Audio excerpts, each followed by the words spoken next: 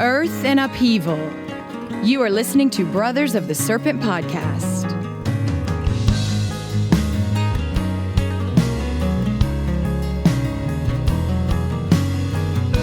And welcome back, ladies and gentlemen, boys and girls, angels and demons and monsters and serpents, to Brothers of the Serpent podcast, coming to you mostly not live from the 10 by 10 by 10 tangent cube of science, nestled amongst the dusty bones of an ancient seabed high atop the Edwards Plateau.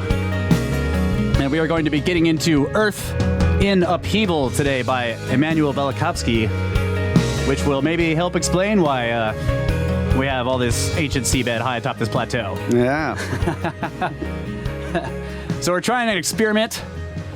We are actually streaming audio live to the Discord chats. So any of you who are listening later should join the Discord, because we might, if this works out, try this, do this every once in a while. And it'll be fun. So probably won't be a thing we do all the time, but if it works, we'll do it every once in a while. So Yeah. Yep. And we joined by the Watcher. Yes, we are. Yes, How you we doing, are. buddy? Jump in, Watcher. What's up? I'm a big fan of this hybridized live, not live deal. Yeah, we're not live. Sort of. Mostly not live. All right. Let's do Space Weather News. Space Weather News from spaceweather.com. Possible grazing encounter with a solar wind. A southern hole in the sun's atmosphere is spewing solar wind towards Earth. The gaseous stream could graze our planet's magnetic field today or tomorrow, causing minor geomagnetic unrest. Arctic skywatchers should be alert for an uptick in auroral activity. And that's it for Space Weather News today, except for the current conditions. 364.9 kilometers per second, and the density is 3.4 protons per cubic centimeters. Right on. Yep. No comment. No comment. It just got, winter just showed back up again. Yep, that's true. All right, do you got story? Yeah, I got one from the express.co.uk. Probably some kind of tabloid I'm not familiar with. Sunspot activity on the surface of the sun follows a well-known but little understood 11-year cycle. Activity rises and falls, creating the so-called solar maximum and then solar minimum. During a solar maximum, the sun is more powerful and is littered with sunspots. Conversely, when the sun enters a solar minimum, which it did about 2 years ago, energy from our host star begins to lessen. However, one expert has warned that the sun will enter a period of hibernation this year in what is known as a grand solar minimum, or GSM. Professor Valentina Zarkova, from the Department of Mathematics, Physics, and Electrical Engineering at Northumbria University, warned this could cause global temperatures to drop by 1 degree Celsius. While that sounds like an insignificant drop, it could have major ramifications for the planet, including a slowdown in agricultural production. The expert added the sun's hibernation period could last for 3 decades, which will lead to wetter and colder summers. Professor Zarkova told The Sun is approaching a hibernation period. Less sunspots will be formed on the solar surface, and thus less energy and radiation will be emitted towards the planets and the Earth. The reduction in temperature will result in cold weathers on Earth, wet and cold summers, cold and wet winters. We will possibly get big frost, as is happening now in Canada, where they see temperatures of negative 50 degrees Celsius. Man. But this is only the start of GSM. There is more to come in the next 33 years. The last GSM, which comes around roughly every 400 years, came in the 17th century. Research produced by NASA indicated during this last prolonged solar minimum, the cooling temperatures in the northern hemisphere were indeed exacerbated by that Maunder minimum. In 2006, NASA said, quote, from 1650 to 1710, temperatures across much of the northern hemisphere plunged when the sun entered a quiet phase, now called the Maunder minimum. During this period, very few sunspots appeared on the surface of the sun, and the overall brightness of the sun decreased slightly. Already in the midst of a colder than average period called the Little Ice Age, Europe and North America went into a deep freeze. Alpine glaciers extended over valley farmland. Sea ice crept south from the Arctic. and the famous canals in the Netherlands froze regularly, an event that is rare today.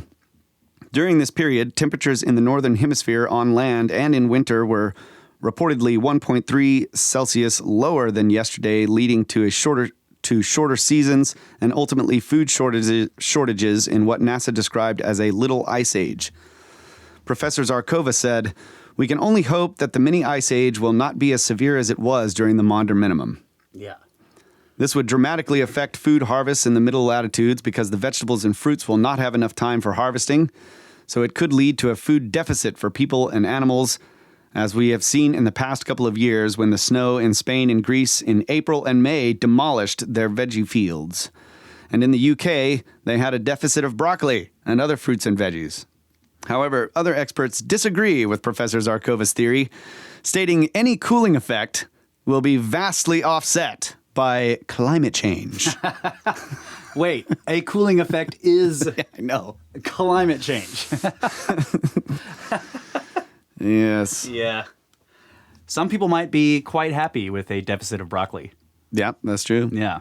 But yeah, this guy Zarkova is a NASA scientist predicting another Maunder minimum, Man. basically. Yeah, I've seen some of those articles popping up about that this minimum is serious and it may result in a long cooling period for the whole planet. So, Not looking good for us farmers. right. Time to change jobs. Better go into the oil field or something. Yeah. Watcher, you're asking, is there a chat specifically for the stream? Yes. Just log on to the Discord, buddy. Everybody's in the snake pit. And no, we didn't turn it off. We can see you trolls. We're just doing our best to not pay attention. I have a problem with the internal dialogue when I'm reading, so Right. I have another one. Okay. Let's see. Study. This is from earthsky.org. Study suggests early Earth's atmosphere was rich in carbon dioxide. Scientists studying tiny, ancient meteorites have found evidence that Earth's atmosphere used to contain much more carbon dioxide and maybe less nitrogen than it does now. What was Earth's atmosphere like a few billion years ago, early in its history? Researchers at Penn State say they've found some clues by analyzing iron micrometeorites in ancient soils. These particles from space, a subset of cosmic dust, suggest that carbon dioxide made up 25 to 50% of the Earth's atmosphere 2.7 billion years ago. Well, okay. That was a long time ago. Yeah, but still, just hang in there. All right. That's in contrast to today's levels of carbon dioxide, around 0.04%. There might also have been less nitrogen than in our present-day atmosphere. Now nitrogen is by far our atmosphere's primary gas. The new peer-reviewed findings were published in the journal Proceedings of the National Academy of Sciences on January 21st, 2020. Carbon dioxide concentrations have varied widely over the Earth's 4.54 billion year history. This new work helps quantify the elements that made up Earth's atmosphere in the very distant past. The tiny iron micrometeorites that were studied are no larger than grains of sand. They were discovered in ancient soils called paleosoils that are about 2.7 billion years old. The soils were collected in the Pilbara region of Western Australia. Of course. Of course. That's right. All of the weirdest and oldest stuff is obviously located in Australia. That's right. These scientists believe the micrometeorites fell from space during the Archean Eon, when the sun was weaker than today. How do the scientists determine atmospheric composition from such small particles? As the meteorites streaked through the atmosphere, they melted from the heat. As they encountered the gases in the atmosphere, they became oxidized. That oxidation can still be seen today and analyzed. Rebecca Payne, lead author of the study at Penn State, said in a statement, "This is a promising new tool for figuring out the composition of the upper atmosphere billions of years in the past." It was previously thought that free oxygen molecules in the upper atmosphere oxidized the meteorites, but the new research refutes that data. In order for that scenario to be plausible, the amount of oxygen at the time would have had to be similar to what it is now. But other research shows there wasn't as much oxygen as there is today, or even none at all.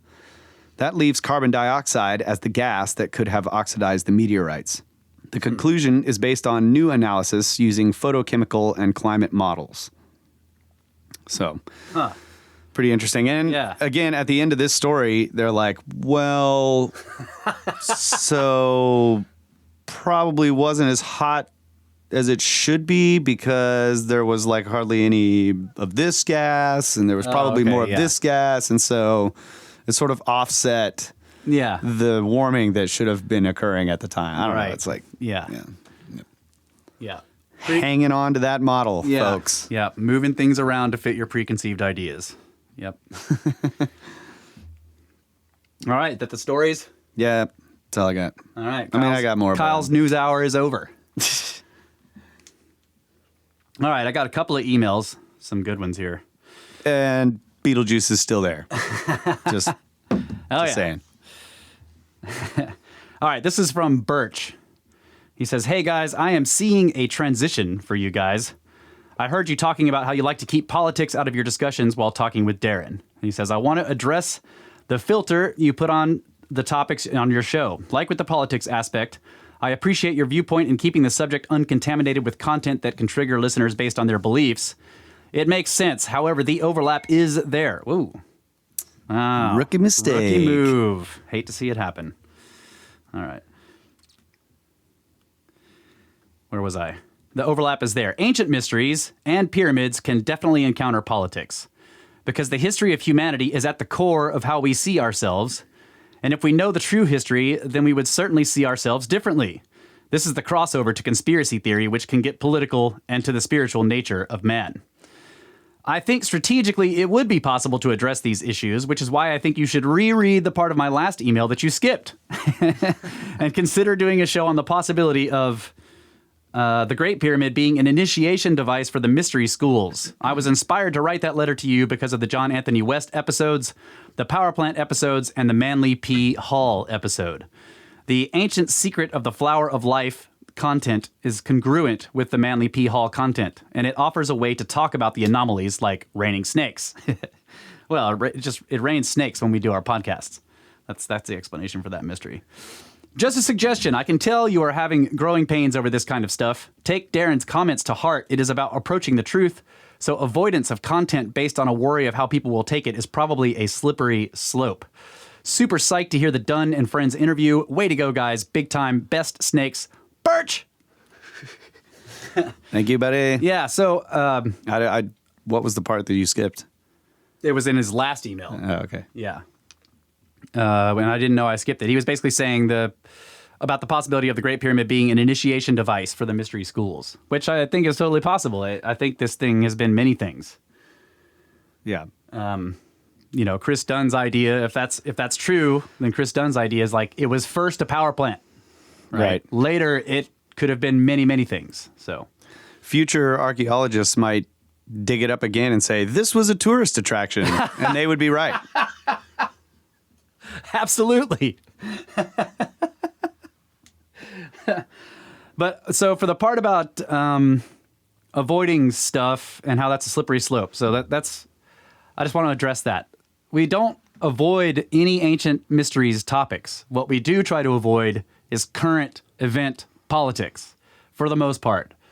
That's what I meant when I said that we avoid politics. Obviously, anything where we're talking about the history of man, politics is going to come into it in some way. And, if we're talking ancient catastrophes, then the climate change stuff inevitably gets involved. So, yes, there's political stuff. But what we try to avoid is the current event crap.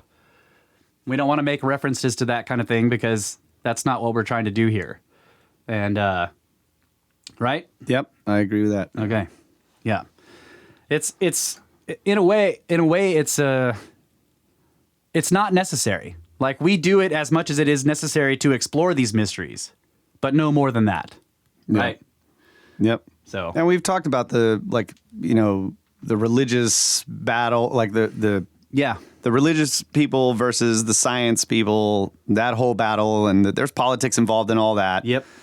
But that's pertinent to the main subject matter. Yes, absolutely. Right. And so I've gotten quite a few emails also about the pyramid scheme, what did you call it? Clinic that we had on the last show. Oh, yeah. So on the last show, we were talking about how we want to show better appreciation for those of you who are donating and people who are following the value for value model and helping us out, because it's really been ramping up, which is great. And so I've gotten quite a few emails from people saying, "Hey, you don't have to do anything extra for me. We're sending you guys money because we love the podcast, and you've already done that made the podcast." So I just want to say thank you so much for that. I really appreciate it. We both really appreciate it. Yeah. But at the same time, we still want to do stuff that's cool. So, but thanks for letting us know that we don't have to do anything extra. Like, I'm off the hook. No, just kidding. No, yeah, I mean, you're right. Like, we want to do something. We're still kicking around ideas and whatnot. Yeah. But it's the something that we want to do is a way to show our appreciation. Right. Like, we're doing the show. That's what you're paying for. That's what you're donating for. That's awesome. So what we want to do is show appreciation for that. Right. Exactly. And we're fully aware that because of the nature of the value for value system that we don't have to do that, but we want to. So, but thank you guys for all of you who emailed in saying, "Hey, you don't have to do anything special." We really appreciate that. All right. So this is another email. This is from William. He says, "This podcast is for working out brains, not brawn." Nobody's going to give this guy a break ever. "I found your podcast very entertaining, and it's quickly become one of my favorites. I like the alternative approach to history, having minored in history whilst comparing that to the relative rigor of computer science. I know comp sci doesn't have the rigor of real engineering disciplines that have to keep things stable, Windows, but still, there is definitely enough of a difference that I noticed a lot of history had issues with the truth almost 20 years ago. I noticed that science, unmoored from putting its assertions into use via engineering, seems to have similar problems, especially if the science is a soft one in the first place." Yeah. Very cool. "I think one of the most valuable things your show offers, with the exception of using the word snakes as punctuation, which my 11-year-old now does at random intervals, is the application of the engineering mindset to history. I feel like there are three main sets of world models that people use: those of abstract science, those of engineering, and whatever you call the one where people don't question what they are told until things are so obviously wrong that they can't be ignored. I definitely see this trichotomy in my own field and welcome the asking of better questions about history. I think the engineering mindset is underused badly, and I am glad to see people applying it. I would also love to see or hear more content about the engineering feats that underlie the technological advances that we do see. People look at history and see the age of sail, but they don't see the accurate measurement of time that was required for calculating longitude, nor do they consider how you measure time accurately without having an accurate measure of time. In particular, I really appreciated the discussions on precision, as I think that is one of the many areas where the average person really misses the enormity of what was required for some historical achievements that seem rather mundane today in our world of precision machining. Once you see that, the standard model of Og tuck in butt flap, Og build Stonehenge to make rain god send big water falls apart, while said requested rain does not, in fact, erode the Sphinx in a mere 5 centuries, even if Og is successful. Keep up the good word, snakes! P.S. Also, who listens to you while lifting?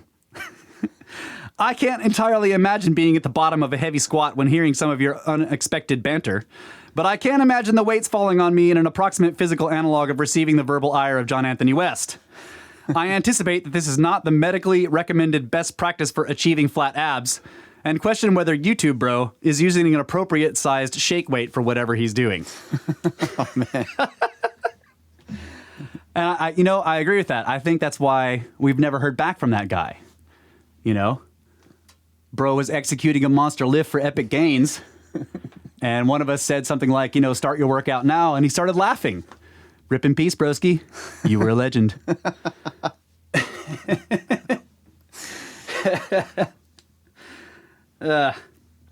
But we love you. Yeah. Stick around. Stick around. Usually start in the second segment.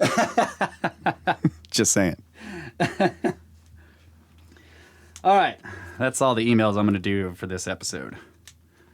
And we're still shy here, huh? Yeah. Yeah. What time we got?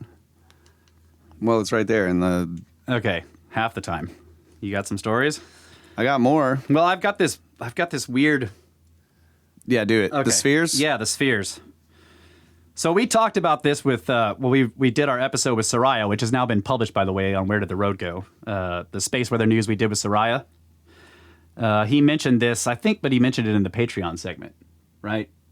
Anyway, it doesn't matter. But he mentioned this. It's called the Betz Mystery Sphere. So I looked this up because I've never heard of this. And this is a fascinating story. So this is from mysteriousuniverse.org. It's called The Betz Mystery Sphere, Alien Artifact or Doomsday Device by Rob Morphy. He says, on May 26, 1974, Terry Matthew Betz, a 21-year-old pre-med student, along with his mother, Jerry, and his marine engineer father, Antoine, were inspecting the damage caused by a brush fire that had raged across an 88-acre swath of woodland that they had recently acquired on the marshy Fort George Island, which is nestled just east of Jacksonville, Florida. At first, the trio found nothing out of the ordinary, but before their expedition was over, they stumbled across a peculiar, highly polished metal orb that was just under 8 inches in diameter. The only delineating mark that the three could find on the eerily unblemished object was an elongated, triangular shape stamped onto the surface. Stunned, Terry and his parents wondered whether or not they might have stumbled across some kind of downed NASA or maybe even Soviet satellite. Perhaps they even speculated that the friction-induced heat of this object plummeting from its orbit might have had something to do with the fire that ravaged the property. But none of them could find any signs of an impact crater or any indication of collision or heat damage on the gleaming metal globe. The trio then surmised that it might be an, quote, old-fashioned cannonball which someone had silver-plated, unquote. Intrigued by this extraordinary find, Terry decided to heft the 22-pound bowling ball-sized sphere into their car and take it back to their castle-like home, where he showed the unusual object to a 12-year-old relative named Wayne. He was just as perplexed by the mystery object as the rest of the family had been. The young medical student then placed his strange prize on a window seat in his bedroom, and there the anomalous object remained, virtually forgotten, until approximately 2 weeks later when Terry decided to entertain his friend, Teresa, with an impromptu guitar recital in his room. Yeah, guy. Right. Eliciting some decidedly unusual reactions from this enigmatic orb. Whoa. According to Terry's report, moments after he began strumming his guitar, the metallic ball started to, quote, vibrate like a tuning fork, unquote, and began emitting a curious throbbing sound in response to certain notes. This sound was accompanied by what seemed to be an inaudible, at least to human ears, resonance that deeply disturbed the Betz's family dog. Sounds like a Helmholtz resonator. I know. Days later, in the April 15th, 1974 edition of the Palm Beach Post, Gary Betz was quoted as saying, quote, there must be high-frequency waves from it. When we put our poodle beside the ball, she whimpers and puts her paws over her ears, unquote.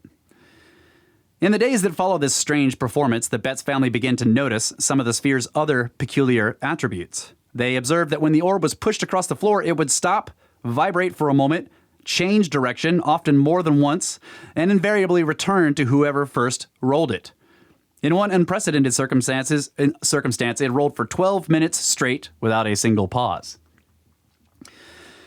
As if this weren't astounding enough, Terry and his family soon realized that the sphere, in defiance of all logic, appeared to be responsive to weather conditions, becoming noticeably more active on bright days as opposed to overcast ones, as if it were directly affected by the solar energy. Although it was clearly influenced by sunlight, the sphere did not register any obvious changes when exposed to direct heat or infrared light. The steel globe would also sporadically vibrate at a low frequency as if, quote, a motor were running inside, unquote, and, just as intriguingly, had just one relatively small, intensely magnetic spot on the surface. There's a picture of them, of the two of the family members touching it. Terry, displaying the kind of inquisitive instincts that all science students should, began to conduct a series of homespun experiments on this object. His initial efforts were rudimentary and consisted of tapping the orb gently with a hammer, which resulted in a distinctly bell-like ringing sound. But it wouldn't be until Terry placed the object on the flat glass surface of his mother's coffee table in order to display his unique find that things would really get interesting. In one attempt after another, the smooth sphere would consistently roll right to the precipice of the glass surface, pause, and then reverse its direction, only to stop again at the opposite edge, and then repeat that maneuver. The Betts family began considering the possibility that this object was equipped with a sophisticated guidance system or was perhaps being intelligently controlled either from within or by some enigmatic external force. The family decided that the sphere almost certainly appeared to be striving to get safely to the ground without falling. That is crazy. An even more bizarre event occurred when one of the family members decided to slant the table at an upwards angle, and the orb began to spin up the incline, utilizing its own momentum. This seemingly impossible defiance of the laws of Newtonian gravity left the Betts tribe thoroughly baffled. While there's no overt connection between the cases, it's worth noting that during the summer of 1972, a similar, though not spherical, anomalous object plagued a group of teens who repeatedly managed to capture and lose a small, self-propelled, evidently intelligently guided device over a vexing 4-week period in the Kara area of Kochi City, Japan. The strange device became to be known as the Kara UFO. This object's movements also defied logic and appeared to be motivated by self-preservation instincts, quote unquote. As if to further indicate that the sphere may have been harboring something or possibly someone sensitive within it, it seemed to resist all attempts at being shaken by its human handlers. In April 16, 1974, the edition of Lodi, California News Sentinel, Jerry stated, "If you shake the ball vigorously and then place it on the ground, it feels just like a huge Mexican jumping bean, which is trying to get away from you." The Betts family became so concerned about the sphere's clear ability to independently navigate its way around their home that they took to placing it in a sealed bag at night so the object wouldn't escape.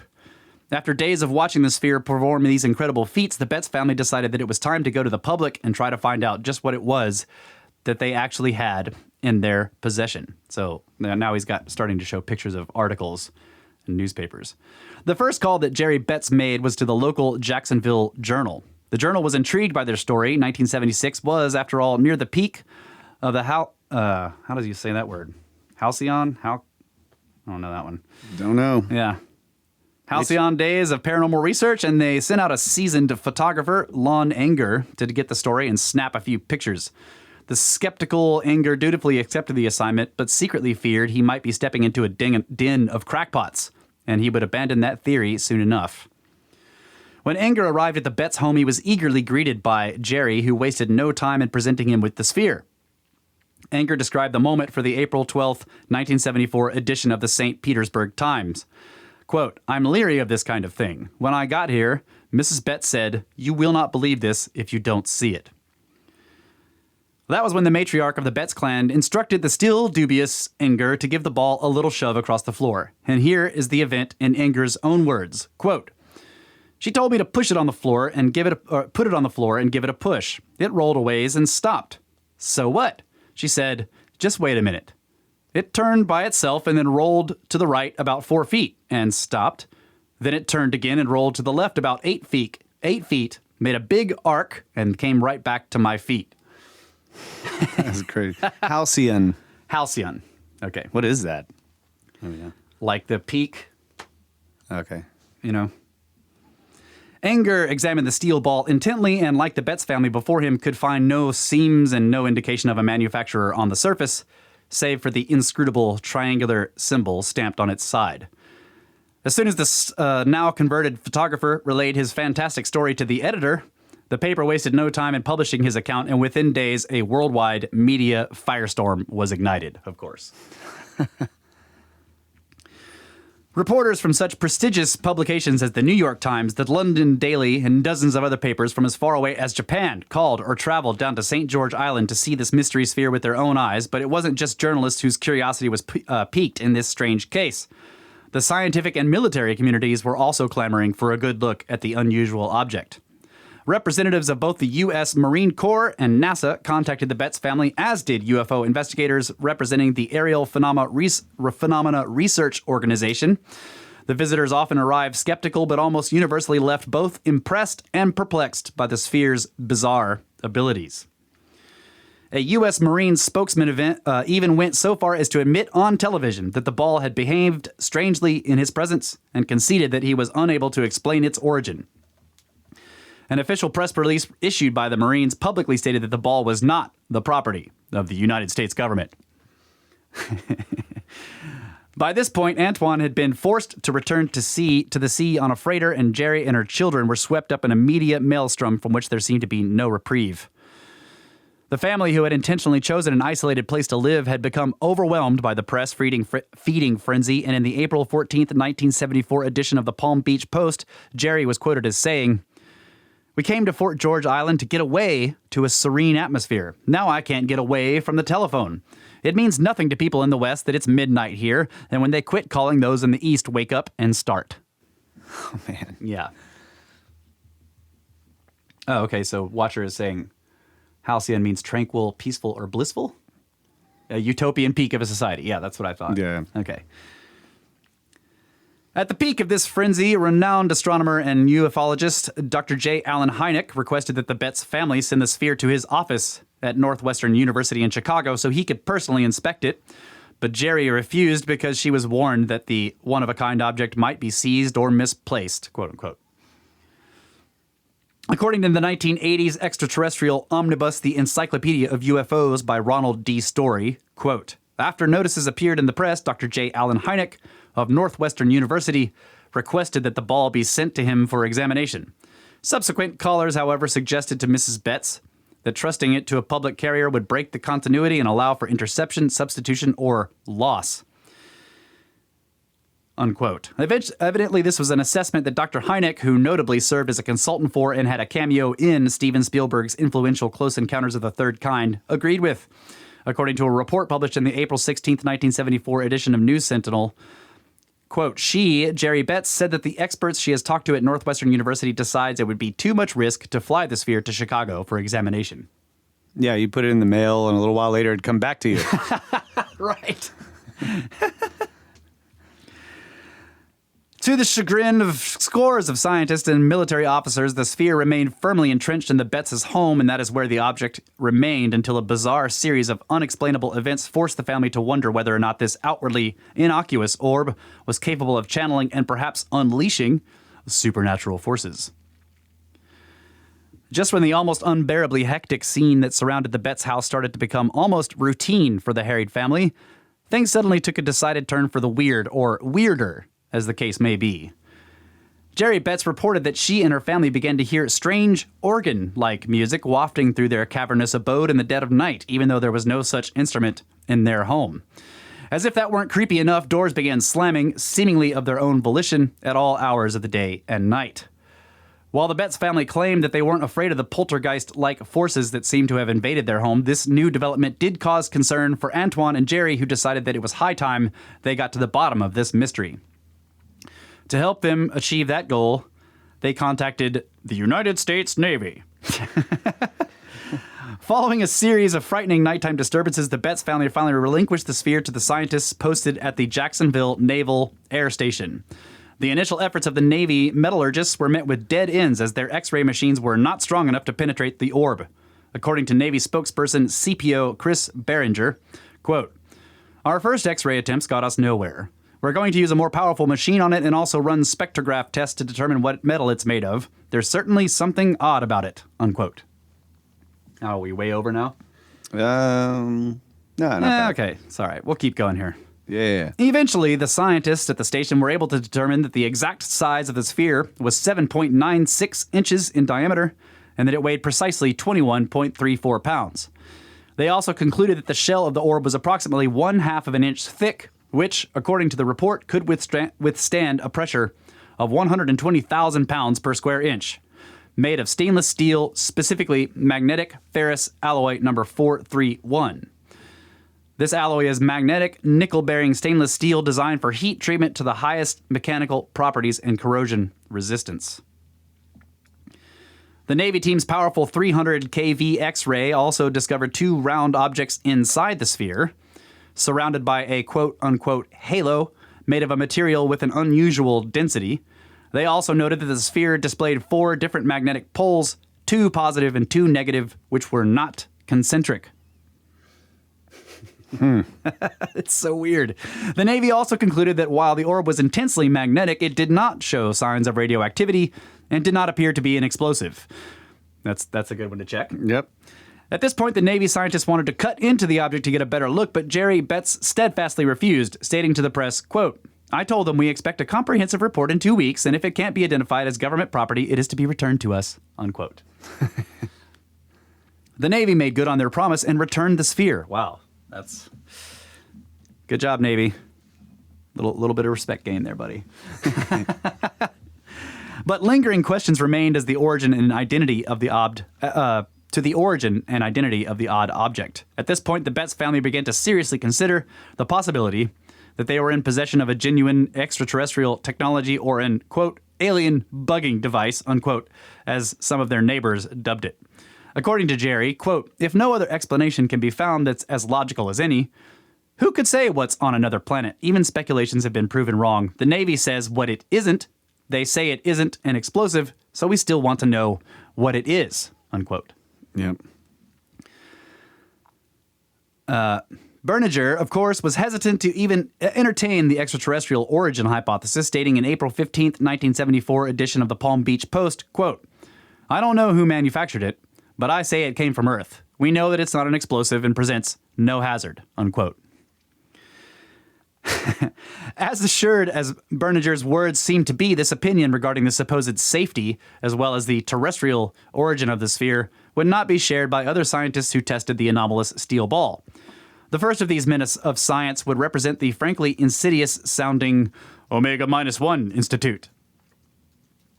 On April 13th, 1974, Dr. Carl Wilson, representing a Louisiana research firm known as the Omega-1 Institute in Baton Rouge, Louisiana, showed up on the scene. Dr. Wilson examined the sphere for over 6 hours and discovered what Ottawa's The Citizen newspaper described as, quote, radio waves coming from it and a magnetic field around it, unquote. Dr. Wilson confirmed the Navy's discovery of multiple poles within the sphere and claimed that this phenomenon was a, quote, mind bender, unquote, as the flux density of the field appeared to fluctuate in potency based on an as yet unidentified pattern. This, he claimed, defied the known laws of physics. The good doctor evidently went on to suggest that the metal made up the shell of the orb, while comparable to stainless steel, contained an unknown element making it slightly different from actual steel. Dr. Wilson also apparently witnessed the sphere's ability to propel itself across surfaces and abruptly change directions, but, quote, was unable to determine a pattern in the movement, unquote, or explain how that was even possible. One of the theories posited was that it might be a damaged extraterrestrial probe, or perhaps even some sort of anti-gravitational device.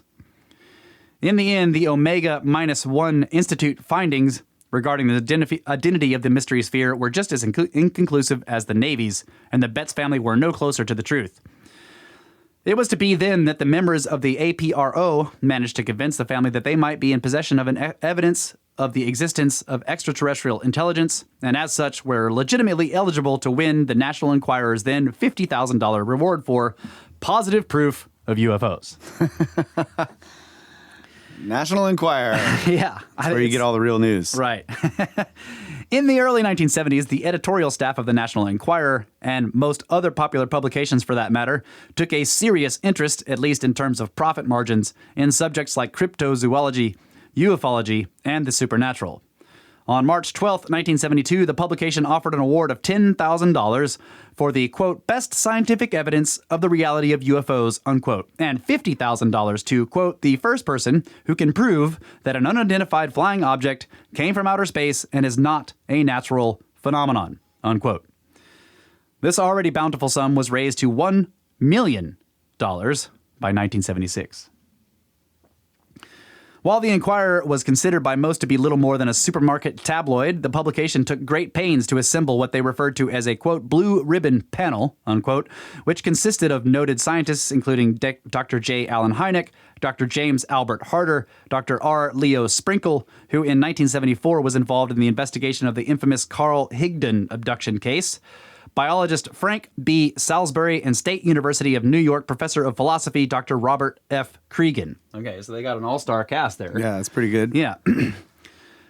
Besides the PhD holders, the panel was rounded out by such esteemed members as a former Supreme Court justice, a former Attorney General of the United States, and a former New York Court of Appeals judge. The heads of the APRO, MUFON, and NICAP, which is the National Investigations Committee on Aerial Phenomena, were also on hand to form a sort of mini panel that was in charge of deciding which cases would go before the primary panel. Man. The team came together once a year and was charged with the daunting task of designating the most legitimate cases of UFO encounters reported in the past year, as well as examining any physical evidence of said encounters. It would be at the panel's discretion to decide if any of this evidence represented incontrovertible proof of alien life, and thus award its presenter the prize money. Up until this point, the only winner was Durrell Johnson and the family who were involved in the renowned Delphos, Kansas UFO encounter, resulting in an intriguing series of photos which won them $5,000 for, quote, scientifically valuable evidence on UFOs, unquote. Pretty cool. Yeah, so here he is with the blue ribbon panel people. And I think they posted that picture in the snake pit earlier. Yep. 1974. In 1974, the panel convened in New Orleans, and the Betts family decided to send the Mystery Sphere to the event. While they no doubt hoped to become the recipients of the substantial reward, the family's primary objective was to expose the sphere to these esteemed scientists who might be able to suggest what further analysis might be performed to identify this anomalous orb. Terry was designated as the personal courier of the object and was sent to New Orleans with the sphere in tow. Needless to say, the Mystery Sphere became the center of attention, and between April 20th and 21st in 1974, this device was subjected to another battery of tests. While the panel confirmed much of what the Omega-1 Institute and the Navy's researchers had already revealed, including the fact that the object acted like an audio transponder, it could not discern the origin of the orb, but as intrigued as the panel members were by the object, the fact that it had no direct connection to any UFO sighting negated any possibility of the Betts' winning the $50,000 reward. In the end, Hynek surmised that the object was likely man-made, although he conceded that he had no idea what it was or where it came from. But the orb also caught the attention of one of his blue ribbon panel colleagues, and this noted scientist's investigation into the object would take a potentially terrifying turn, forcing him to ask, "Is the sphere a doomsday device?" Here we go. God. Needing more doom porn on Snake Bros. Dr. James Albert Harder, a professor emeritus of civil and hydraulic engineering at the University of California at Berkeley, became increasingly intrigued by the reports he was reading regarding the Betts sphere, as was no doubt delighted by his opportunity to examine the object firsthand. Following the National Enquirer competition, the Bettses allowed him to examine the globe, the results of which were disconcerting to say the least. Below is an excerpt from, quote, the Encyclopedia of UFOs that helps to illustrate the scene. Quote, Dr. James A. Harder, the APRO's consultant in civil engineering, commented that an X-ray of the sphere should result in a donut-shaped presentation. However, the Navy X-ray showed two internal spheres after the 300 kV X-ray bombardment rendered the shell invisible. This indicates that the internal material is more dense than the stainless steel shell. Thus, a substantial portion of the weight in the internal material and the shell could be much thinner than half an inch. If all of the above seems a little anticlimactic, then all one needs to do is read the final conclusions that Dr. Harder came to regarding the nature of the sphere and its internal contents. In an announcement made at the International UFO Congress in Chicago on June 24th, 1977, Dr. Harder presented his truly astonishing and utterly terrifying findings regarding this sphere. Quote, Dr. Harder asserted, based on his X-ray studies, that the two internal spheres are made of elements far heavier than anything known to science. While the heaviest element yet produced in any atomic reactor here on Earth has an atomic number of 105, and the heaviest element occurring naturally on Earth is uranium with an atomic number of 92, Harder claims to have determined that the Betts sphere has atomic numbers higher than 140. If one were to drill into the sphere, he asserted, perhaps the masses would go critical and explode like an atomic bomb. Wow. As if this weren't potentially dire enough, Harder went on to warn the assembled audience of scientists and UFO investigators that any attempt to discern the contents of the sphere might unintentionally set it off, or worse yet, offend its ostensibly extraterrestrial creators. Because of this danger and because the object is still presumably under surveillance by its supposed alien makers, Harder warned the audience against any attempt to go to Florida and investigate this sphere. That's a little weird. It went unreported whether or not the Betts family concurred with Dr. Harder's potentially apocalyptic conclusions, but it is difficult to believe that they were not at least a little anxious about the potentially devastating effects tampering with their family's favorite toy might cause. It is at about this time that the stories surrounding the mystery sphere, not to mention the object itself, seemed to vanish without a trace, at least from the public eye. This is baffling, considering the fact that it was just at this moment that the tale became truly fascinating, not to mention possibly dangerous. As the years have slipped into decades, two primary questions have haunted investigators. The first unanswered query is, what the hell was it? The million-dollar question, of course, is, did Terry Betts and his parents actually stumble across an alien artifact that spring day, or is there a more prosaic explanation for the whole affair? Some of the more mundane hypotheses proposed have ranged from the sphere being an extra-large ball bearing, to a paper mill valve, to a cryogenic storage device known as a Dewar flask, to a check valve used in a phosphate pumping line. But it seems likely that any of the number of scientists and engineers who examined the sphere were likely to have ruled out any commonplace industrial tool. Yeah. Nevertheless, there is one mechanism that numerous researchers have glommed onto as the true identity of the orb, and that is that the sphere was nothing more than a sea bottom marker. The fact both the Marines and the Navy denied ownership of the device is noteworthy, especially in light of the fact that in the years that would follow there would be numerous investigators, including UFO author Roland D. Story, great name for an author, who would suggest that the object might have been a sea bottom marker, which was used to assist missile-launching submarines by giving them stable points of reference for ballistic calculations. According to Story, quote, the Navy's failure to identify the sphere could be due to need-to-know restrictions related to classified devices, unquote. The inherent flaw in this theory resides in the fact that even if Berninger and his team did not have top-secret clearance, the hoopla surrounding the discovery of this sphere, not to mention the reams of paperwork that would have been necessary to conduct these experiments with Navy personnel, would have surely set off some kind of alarm, even in clandestine circles. The Betts family had already agreed to give up the device if it proved to be military property, and it would have taken very little effort on the Navy's or the Marines' part, for them, for that matter, to keep the sphere in their possession if the technology were that sensitive, even if they wanted to keep the device's purpose a secret. The flip side of this coin is that the Betts sphere might have been a piece of a top secret or maybe even extraterrestrial technology, and that the Navy replaced it with an exact replica, but that is pure speculation. Yeah, and how did it end up on their farm? I thought originally the story was that they found it in a hole that was like 13 feet deep. Yeah, or but something. It wasn't a crater. It was not a crater. It was just down in this perfectly round, cylindrical hole. Yeah, and they went out there to investigate an anomalous fire. That's right, yeah. Okay. One should also consider the fact that Antoine Betts was a marine engineer. While he was not likely to be an expert on military tech, it would seem improbable that he would not have at least recognized the device's maritime origin. So assuming that this was not a ballistic reference marker, perhaps we ought to be considering the possibility that the Betts family came across a stolen steel ball? Okay, that's weird. According to the April 23rd, 1974 edition of the Ocala Star Banner, a sculptor by the name of James Durling Jones claimed to have lost the orb when a cluster of them fell off the luggage rack of his Volkswagen bus. Right. Sure. Anyway, this story goes on and on and on and on. It's very long. Yeah, we're almost at 50 minutes. Yeah, so. But you guys can find it at mysteriousuniverse.org. Let's see if I can find the... He's just going through everything that people said. So down satellite is another possibility. That was pretty much ruled out. Foo Fighters, like maybe it was an actual Foo Fighter. Those glowing balls that the World War II people saw. Let's see, what else? Alien atomic bomb. And now they're asking, so the last question I think is, where the hell is it? When all the routine theories and wild speculations are finally put aside, the single biggest mystery that remains is what happened to the Betz mystery sphere. In the years that have followed this strange series of events, numerous other unfathomable orbs have plummeted to the Earth in such diverse places as Russia, Australia, Iraq, and Alabama, but none have ever managed to capture the world's attention quite like the Betz sphere. Is Terry Betz, or one of his relatives, still in possession of this orb? Have its allegedly alien creators reclaimed it, or has it long since been confiscated by the United States military? Sadly, following Dr. Harding's dire forewarning in 1974, there has been very little mention of the sphere.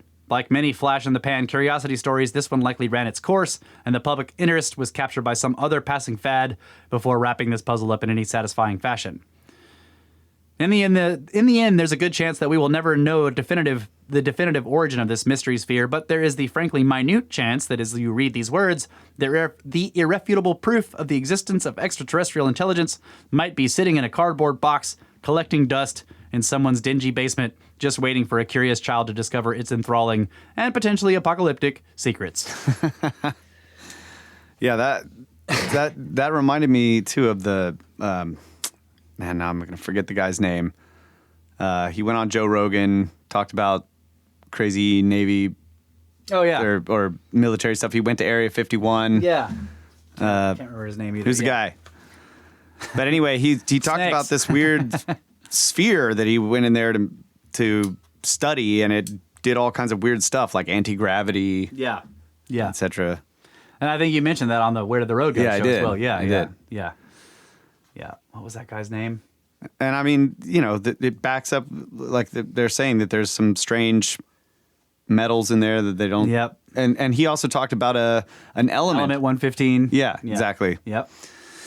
You never know. Bob Lazar. Bob Lazar. Thanks, Watcher. All right. Well, we're taking a break. Well over time, so let's take a break and we'll get back with the main topic. That's right. Snakes!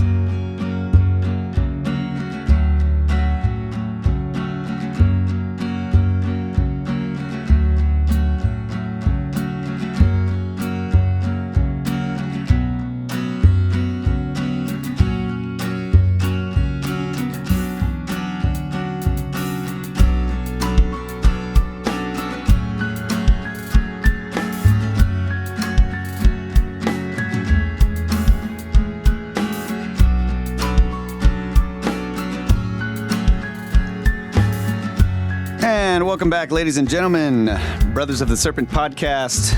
From inside the tangent cube, we hail with forked tongues.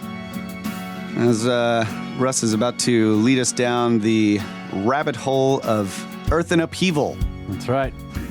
By Velikovsky. That's right. So I think this book is, I don't know, it was formative for me. I read this before I even, found out about Randall. So, it kind of led into that, but Randall says that this book is a good sort of synopsis of the state of catastrophic geology, right around the 1950s-ish, or 1955. So, like other books that we've done on this show, this book has multiple prefaces or intros. The first one I'm going to read for this show is the preface that was written in 1955. By Velikovsky. So we'll start with that. 1955. Earth in Upheaval is a book about the great tribulations to which the planet on which we travel was subjected in prehistorical and historical times. The pages of this book are transcripts of the testimony of mute witnesses, the rocks, in the court of celestial traffic. They testify by their own appearance and by the encased contents of dead bodies, fossilized skeletons. Myriads upon myriads of living creatures came to life on this ball of rock suspended in nothing and returned to dust. Many died a natural death, many were killed in wars between races and species, and many were entombed alive during great paroxysms of nature, in which land and sea contested in destruction. Whole tribes of fish that had filled the ocean suddenly ceased to exist. Of entire species and even genera of land animals, not a single survivor was left. The earth and water, without which we cannot exist, suddenly turned into enemies and engulfed the animal kingdom, the human race included, and there was no shelter and no refuge. In such cataclysms, the land and the sea repeatedly changed places. laying dry the kingdom of the ocean and submerging the kingdoms of the land. In Worlds in Collision, I presented the chronicles of two, the very last, series of such catastrophes, those that visited our Earth in the second and first millennia before the present era. Since these upheavals occurred in historical times, when the art of writing had already been perfected in the centers of ancient civilization, I described them mainly from historical documents, relying on celestial charts, calendars, and sundials and water clocks discovered by archaeologists, and drawing also upon classical literature, the sacred literature of East and West, the epics of the northern races, and the oral traditions of primitive peoples from Lapland to the South Seas. Geological vestiges of the events narrated in documents and traditions were indicated only here and there, when I felt that the immediate testimony of the rocks must be presented, along with historical evidence. I closed that description of cataclysmic events with a promise to attempt at a later date the reconstruction of similar global catastrophes of earlier times, one of them being the deluge. I had intended, after piecing together the history of these earlier global upheavals, to present geological and paleontological material to support the testimony of man. But the reception of Worlds in Collision by certain scientific groups persuaded me, before reviving the pageant of earlier catastrophes, to present at least some of the evidence of the rocks, which is as insistent as that carried down in our times by written records and by word of mouth. This testimony is never given in metaphors, and as with the pages of the Old Testament or of the Iliad, nothing can be changed in it. Pebbles and rocks and mountains and the bottom of the sea will bear witness. Do they know of the days, recent and ancient, when the harmony of this world was interrupted by the forces of nature? Have they entombed innumerable creatures and encased them in rock? Have they seen the ocean moving on continents and continents sliding underwater? Was this earth and the expanse of its seas showered with stones and covered by ashes? Were its forests uprooted by hurricanes and set afire, covered by tides carrying sand and debris from the bottom of the oceans? It takes millions of years for a log to be turned into coal, but only a single hour when it's on fire. Here lies the core of the problem. Did the Earth change in a slow process, a year added to a year and a million years to a million, the peaceful ground of nature being the broad arena of the contest of throngs in which the fittest survived? Or did it happen, too, that the very arena itself, infuriated, rose against the contestants and made an end of their battles? I present here some pages from the Book of Nature. I have excluded from them all references to ancient literature, traditions, and folklore. And this I have done with intent, so that careless critics cannot decry the entire work as tales and legends. Stones and bones are the only witnesses. Mute as they are, they will testify clearly and unequivocally. Yet dull ears and dimmed eyes will deny this evidence, and the dimmer the vision, the louder and more insistent will be the voices of protestation. This book was not written for those who swear by the verba magistri, the holiness of their school of wisdom, and they may debate it without reading it as well. The author, 1955. That's awesome. Okay, Chapter 1, In the North, in Alaska.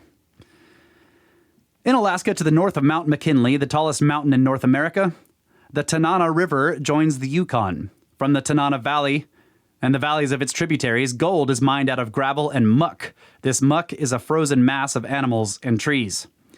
F. Rainey of the University of Alaska described the scene. Quote, wide cuts, often several miles in length and sometimes as much as 140 feet in depth, are now being sluiced out along stream valleys tributary to the Tanana in the Fairbanks district. In order to reach gold-bearing gravel beds, an overburden of frozen silt or muck is removed with hydraulic giants. This muck contains enormous numbers of frozen bones of extinct animals such as the mammoth, mastodon, super bison, and horse, unquote. These animals perished in rather recent times. Present estimates place their extinction at the end of the Ice Age or in early post-glacial times. The soil of Alaska covered their bodies together with those of animals of species still surviving. Under what conditions did this great slaughter take place, in which millions upon millions of animals were torn limb from limb and mingled with uprooted trees? F.C. Hibben of the University of New Mexico writes, quote, although the formation of the deposits of muck is not clear, there is ample evidence that at least portions of this material were deposited under catastrophic conditions. Mammal remains are for the most part dismembered and disarticulated, even though some fragments yet retain in their frozen state portions of ligament, skin, hair, and flesh. Twisted and torn trees are piled in splintered masses. At least 4 considerable layers of volcanic ash may be traced in these deposits, although they are extremely warped and distorted." Unquote. Could it be that a volcanic eruption killed the animal population of Alaska, the streams carrying down into the valleys the bodies of the slaughtered animals? A volcanic eruption would have charred the trees, but would not have uprooted and splintered them. If it killed animals, it would not have dismembered them. The presence of volcanic ash indicates that a volcanic eruption did take place, and repeatedly, in 4 consecutive stages of the same epoch. But it is also apparent that the trees could have been uprooted and splintered only by a hurricane, or flood, or combination of both agencies. The animals could have been dismembered only by a stupendous wave that lifted and carried and smashed and tore and buried millions of bodies and millions of trees. Also, the area of the catastrophe was much greater than the action of a few volcanoes could have covered. Muck deposits like those of the Tanana River Valley are found in the lower reaches of the Yukon in the western part of the peninsula, on the Koyukuk River that flows into the Yukon from the north, on the Kuskokwim River that empties its waters into the Bering Sea, and at several places along the Arctic coasts, and so may be considered to extend in greater or lesser thickness over all unglaciated areas of the northern peninsula. What could have caused the Arctic Sea and the Pacific Ocean to erupt and wash away forests with all of their animal population and throw the entire mingled mass in great heaps scattered all over Alaska, the coast of which is longer than the Atlantic seaboard from Newfoundland to Florida? Was it not a tectonic revolution in the Earth's crust that also caused the volcanoes to erupt and to cover the peninsula with ashes? In various levels of muck, stone artifacts were found frozen in situ at great depths and an apparent association with the Ice Age fauna, which implies that men were contemporary with extinct animals in Alaska. Worked flints, characteristically shaped, called Yuma points, were repeatedly found in the Alaskan muck, 100 and more feet below the surface. One such spear point was found there between a lion's jaw and a mammoth's tusk. Yeah. Okay. Starting good. Oh, yeah. Tell me more. The Ivory Islands. Fossil tusks of the mammoth, an extinct elephant, were found in northern Siberia and brought southward to markets at very early times, possibly in the days of Pliny, in the 1st century of the present era. So, like, 1st century A.D. Mm-hmm. The Chinese excelled in working delicate designs in the ivory, much of which they obtained from the north. And from the days of the conquest of Siberia, which is 1582, by the Cossack Yermak under Ivan the Terrible, until our own times, trade in mammoths' tusks has gone on. Northern Siberia provided more than half the world's supply of ivory, many piano keys, and many billiard balls being made from the fossil tusks of these mammoths. Is the piano we have up at the top got ivory keys? Yes, it does. I wonder if they're friggin' mammoth. No. We should find out. I don't know if you can. In 1979, the body of a mammoth with flesh, skin, and hair was found in northeastern Siberia, and since then bodies of other mammoths have been unearthed from the frozen ground in various parts of that region. The flesh had the appearance of freshly frozen beef. It was edible, and wolves and sled dogs fed on it without harm. The ground must have been frozen ever since the day of their entombment. Had it not been frozen, the bodies of the mammoths would have putrefied in a single summer, but they remained unspoiled for thousands of years. It is therefore absolutely necessary to believe that the bodies were frozen up immediately after the animals died and were never once thawed until the day of their discovery. High in the north above Siberia, 600 miles inside the polar circle in the Arctic Ocean, lie the Velikovsky Islands. Velikovsky was a hunter who in the days of Catherine II ventured to these islands and brought back the report that they abounded in mammoth bones. Quote, such was the enormous quantity of mammoths' remains that it seemed that the island was actually composed of the bones and tusks of elephants, cemented together by icy sand, unquote. The islands are built out of this stuff. That is crazy. The new Siberian islands, discovered in 1805 and 1806, as well as the islands of Stolbovoy and Belkov to the west, present the same picture. Quote, the soil of these desolate islands is absolutely packed full of the bones of elephants and rhinoceroses in astonishing numbers, unquote. These islands were full of mammoth bones, and the quantity of tusks and teeth of elephants and rhinoceroses found in the newly discovered island of New Siberia was perfectly amazing and surpassed anything which had yet been discovered. Did the animals come there over the ice, and for what purpose? On what food could they have lived? Not on the lichens of Siberian tundra, covered by deep snow most of the year, and still less on the moss of the polar islands, which are frozen 10 months in the year. Mammoths, members of the voracious elephant family, require huge quantities of vegetable food every day.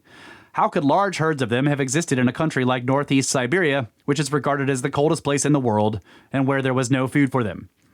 Mammoth tusks have been dredged in nets from the bottom of the Arctic Ocean, and after Arctic gales, the shores of the islands are strewn with tusks cast up by the storm.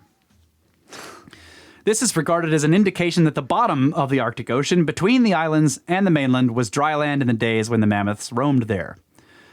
Cuvier, the great French paleontologist, thought that in a vast catastrophe of continental dimensions, the sea overwhelmed the land, the herds of mammoths perished, and in a second spasmodic movement, the sea rushed away, leaving the carcasses behind.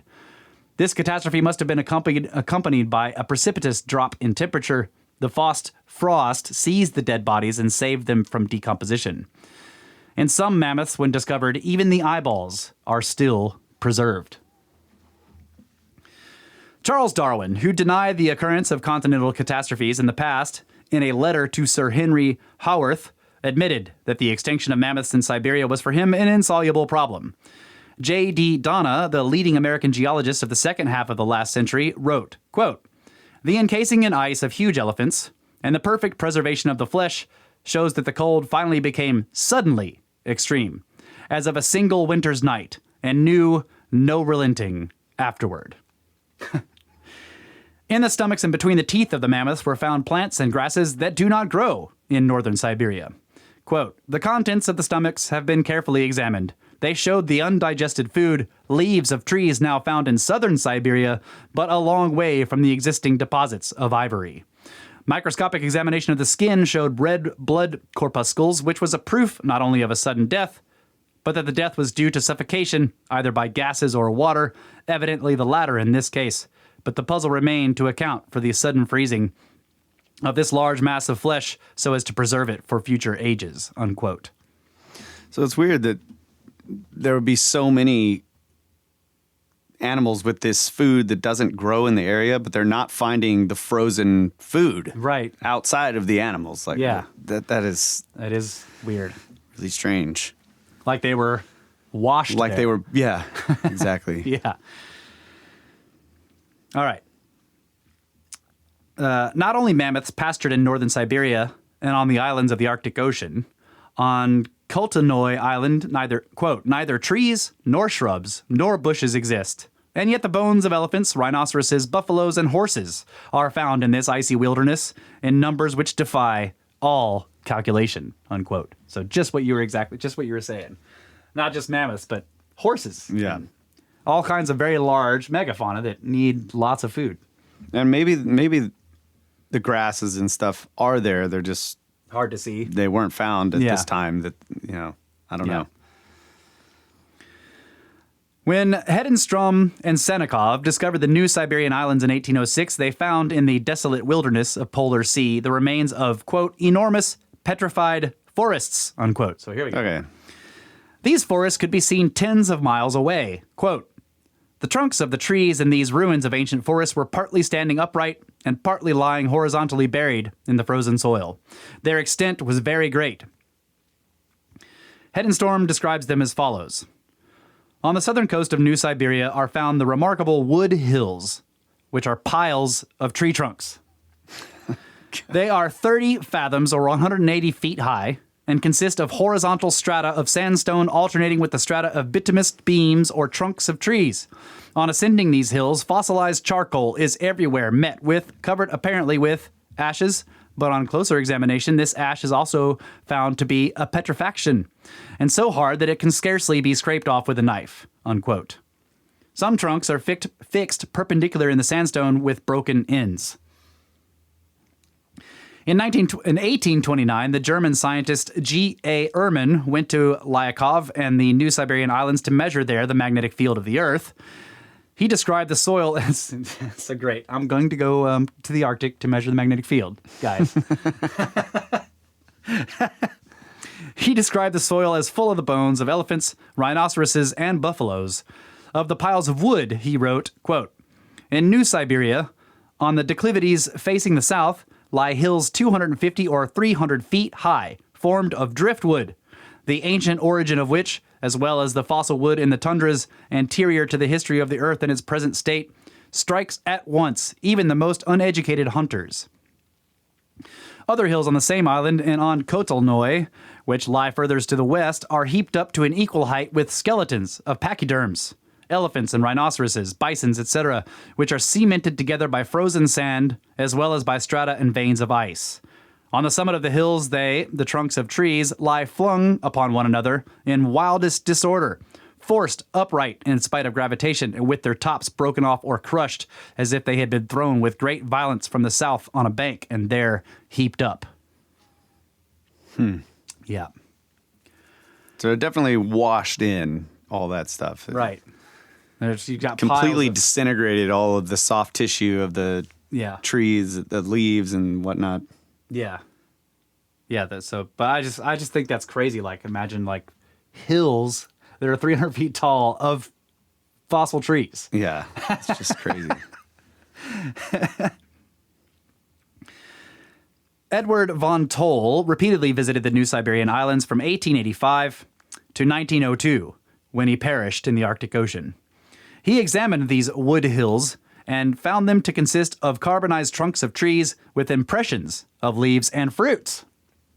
On Malloy, one of the group of the Velikovsky Islands, Toll found bones of mammoths and other animals together with the trunks of fossil trees with leaves and cones. Quote, "This striking discovery proves that in the days when the mammoths and rhinoceroses lived in northern Siberia, these desolate islands were covered with great forests and bore a luxuriant vegetation." Unquote. Okay, so the way it was phrased earlier made it sound like they were washed in all. Well, it made it sound like there was no evidence of the stuff that was in their stomachs and in their teeth. Right. That's not the case. Well, I don't know yet, but I see what your point is, but I'm still not convinced that these aren't also washed in.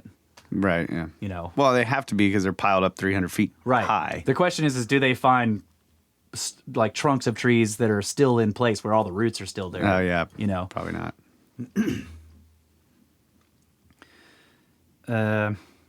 Okay. The scientists who explored the muck beds of Alaska have not reflected upon the similarity in appearance of animal remains there and in the polar regions of Siberia and on Arctic islands, and therefore have not discussed a common cause. The exploration of the New Siberian Islands 1,000 miles away from Alaska was the work of 18th and 19th century academicians. How do you say that one? Academicians? No idea. Academics who followed the hunters of fossil ivory. The exploration of Alaskan soil was the work of 20th century scientists who followed the gold digging machines. That's also really weird that they were digging out gold amongst Out all of this. gravel beds, yeah. It's weird. Like they had to get all the way to the bottom of the ice. Oh, they got through all the muck that had all the bones in it. And underneath all that muck, sometimes they were saying it was, 150 feet thick. They would get all the way to the bottom and they'd find old gravel beds, which were old stream beds that had gold nuggets in them. That's so cool. Yeah. These two observations, one old and one new, came from the north. Before presenting many more from all parts of the world, I shall review a few dominant theories on the history of our Earth and its animal kingdom. We shall read in brief the original statements of the authors, how the earlier naturalists explained this phenomena, how subsequently the same phenomena were interpreted in terms of slow evolution, and how in the last fourscore years more and more facts have presented themselves that do not square with the picture of a peaceful world molded in a slow and uneventful process. So that's chapter 1. All right, we still got time, right? I think it's cool also how the book is set up. Like, Yeah. if you look at the contents, the way it goes through the different areas of the world, and then the cataclysm, whatever. Yep. I agree. Yeah. Pretty cool how it's structured. Yes. All right, chapter 2, Revolution. The erratic boulders. The water of the ocean, in which our mountains have been formed, still covered a part of these Alps when a violent paroxysm of the globe suddenly opened great cavities and ruptured many rocks.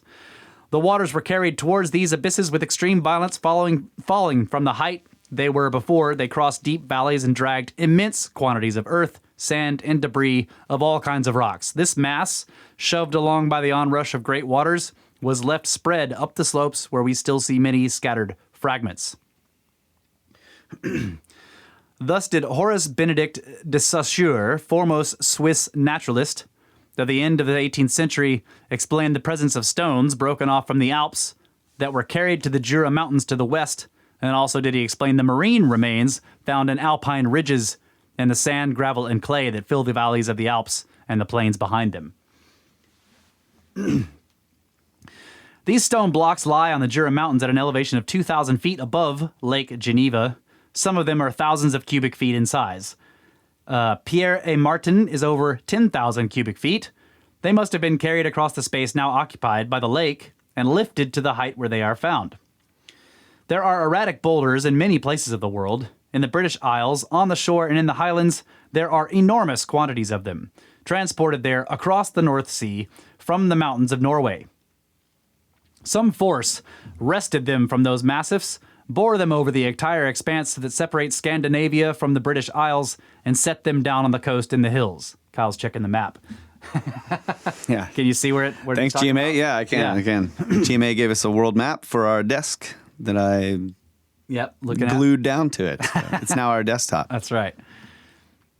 Where was I at here? From Scandinavia, boulders were also carried to Germany and spread over that country, in some places so thickly that it seems as though they had been brought there by masons to build cities.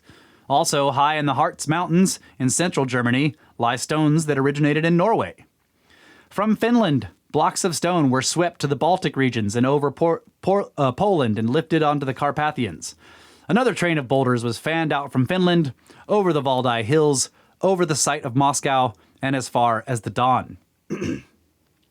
In North America, erratic blocks, broken from the granite of Canada and Labrador, were spread over Maine, New Hampshire, Vermont, Massachusetts, Connecticut, New York, New Jersey, Michigan, Wisconsin, and Ohio. They perch on top of ridges and lie on the slopes and deep in the valleys. They lie on the coastal plain and on the White Mountains and the Berkshires, sometimes in an unbroken chain. In the Pocono Mountains, they balance precariously on the edges of crests. The attentive traveler through the woods wonders at the size of these rocks, brought there by and abandoned sometime in the past, frighteningly piled up. Some erratics are enormous. The block near Conway, New Hampshire, is 90 by 40 by 38 feet and weighs about 10,000 tons, which is the load of a large cargo ship. Equally large is Mohegan Rock, which towers over the town of Montville in Connecticut. This great flat erratic in Warren County, Ohio, weighs approximately 13,500 tons and covers 3/4 of an acre. God, The Okotoks erratic, 30 miles south of Calgary, Alberta, consists of two pieces of quartzite that derived from at least 50 miles to the west of a calculated weight of over 18,000 tons. Blocks of 250 to 300 feet in circumference, however, are small when compared with a mass of chalkstone near Malmo in southern Sweden, which is, quote, 3 miles long, 1,000 feet wide, and from 100 to 200 feet in thickness, and which has been transported an indefinite distance, unquote. It is quarried for commercial purposes. A similar transported slab of chalk is found on the eastern coast of England, upon which a village has unwittingly been built. How? What? Yeah. It's so freaking big that they built a town on it and didn't know that it was an erratic boulder of chalk. It's crazy. This is the idea that a glacier is moving along in a like, because the way Randall describes it is like it's going along this, cutting this valley, right? Yeah, yeah. And say there's these sharp edges on the sides of the valley, and it ends up breaking a piece of that edge of the valley off, and this rock falls on top of the ice. onto the ice. But I mean, How many miles? Like, how long was that thing? I mean, that's how did 3 that, miles long. Let's see. How did that get on top of ice? Right, this is something else. This is not rafted by ice. It can't. Yeah, it's something else. So after the Okotoks Big Rock, he talks about this. There was one in Malmo in southern Sweden, which is 3 miles long, 1,000 feet wide, and from 100 to 200 feet thick. It has been transported an indefinite distance, probably because they're not sure exactly what the origin is, but it's definitely sitting on top of everything else, so it's not that's crazy. Formed there. And it's quarried for commercial purposes. And a similar transported slab of chalk is found on the eastern coast of England, upon which a village had unwittingly been built. Now, yeah, if you had a 3 mile long, 1,000 feet wide block, you could build a town on top of that. Mm-hmm. But yeah, I don't know. So I think what Velikovsky's pointing out is like, yes, there are erratics, and they come from many sources. When there's long strings of them, that could be ice, right? But when they're so enormous, it's something else entirely. It's just something else. All right. Sea and land changed places. The most renowned naturalist to come from the generation of the French Revolution and the Napoleonic Wars was Georges Cuvier. Is that right? It's spelled like George's, but is it George? I think it's just George. I don't know. Yeah. I know it's Cuvier. He was the founder of vertebrate paleontology, or the science of fossil bones, and thus of the science of extinct animals. Studying the finds made in the gypsum formation of Montmartre, probably butchering that, in Paris, and those elsewhere in France and the European continent in general, he came to the conclusion that in the midst of even the oldest strata of marine formations, there are other strata replete with animal or plant remains of terrestrial or freshwater forms, and that among the more recent strata, or those that are nearer the surface, there are also land animals buried under heaps of marine sediment. Quote, "It has frequently happened that lands which have been laid dry have again been covered by the waters, in consequence either of their being engulfed by the abyss or of the sea having merely risen over them. These repeated eruptions and retreats of the sea have neither all been slow nor gradual. On the contrary, most of the catastrophes which have occasioned them have been sudden. And this is especially easy to be proven with regard to the last of these catastrophes, that which, by a twofold motion, has inundated and afterwards laid dry our present continents, or at least a part of the land which forms them at the present day. The breaking to pieces, the raising up and overturning of the older strata, leave no doubt upon the mind that they have been reduced to the state in which we now see them by the action of sudden and violent causes, and even the force of the motions excited in the mass of waters is still attested by the heaps of debris and rounded pebbles which are in many places interposed between the solid strata. Life, therefore, has often been disturbed on this earth by terrific events. Numberless living beings have been the victims of these catastrophes. Some, which inhabited the dry land, have been swallowed up by inundations. Others, which peopled the waters, have been laid dry. The bottom of the sea, having been suddenly raised, their very races have been extinguished forever and have left no other memorial of their existence than some fragments which the naturalist can scarcely recognize." Unquote. Dude could write. Yeah. Cuvier was surprised to find that life has not always existed on the globe, for there are deep strata which contain no vestiges of living beings. The sea without inhabitants would seem to have prepared materials for the mollusca and zoophytes, and when they appeared and populated the sea, they deposited their shells and built coral, at first in small numbers and eventually in vast formations. He found in the gypsum deposits in the suburbs of Paris marine limestone containing over 800 species of shells, all of them marine. Under this limestone, there is another freshwater deposit formed of clay. Among the shells, all of freshwater or land origin, there are also bones, but what is remarkable, the bones are those of reptiles and not of mammals, of crocodiles and tortoises. Much of France was once sea, then it was land, populated by land reptiles, then it became sea again and was populated by marine animals, then it was land again, inhabited by mammals, then it was once more sea, and again land. Just according to the geological record. The strata, yeah. Yeah. Quote, "In short, all now active causes united would not change in appreciable degree the level of the sea." So this is this is Cuvier basically giving a. Oh, okay. Yeah, you're right. Let's take a break. Because that's I'm about to read a Cuvier giving a sort of a summary of what he's thinking about. So we'll do that right after we come back. All right. Yep.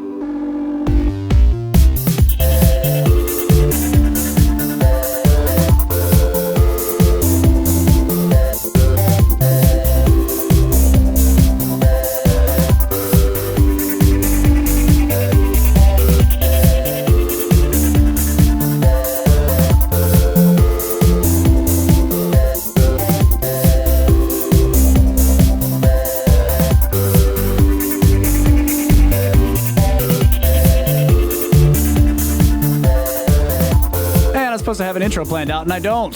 Ladies and gentlemen, coming back on the Brothers of the Serpent podcast. Books the way you wish they were read. Yeah. I know a bunch of you guys are going through this book with the auto reader. I can't even. I just can't even. Can't even do it. I've tried. I've ridden in the car with Kyle, and he starts playing it, and I'm just like, turn it off. There were massive cataclysms all over the place, and everyone was dying.